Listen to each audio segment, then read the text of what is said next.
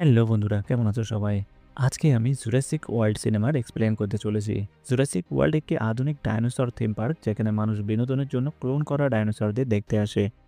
এটি ২০১৫ সালে মুক্তিপ্রাপ্ত একটি সায়েন্স ফিকশন সিনেমা যা জুরাসিক পার্ককে কেন্দ্র করে নির্মিত হয়েছে। এটি পরিচালনা করেছেন কলিন ট্রেভরো এবং মূল চরিত্রে অভিনয় করেছেন ক্রিস প্র্যাট ও ব্রাইস ডালাস।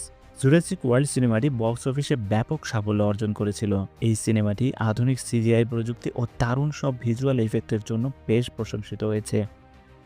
সিনেমাটি ভালো লাগলে অবশ্যই চ্যানেলটি সাবস্ক্রাইব করে পাশে থাকার অনুরোধ রইল।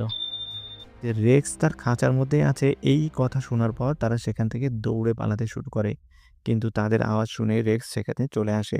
আর রেক্সকে দেখে একজন কর্মী আতঙ্কিত হয়ে খাঁচার দরজা খুলে বের হতে যায়। আর এদিকে ওয়েন তার জীবন বাঁচানোর জন্য দৌড়াতে দৌড়াতে কোনো মতে বাইরে বের হয়ে আসে।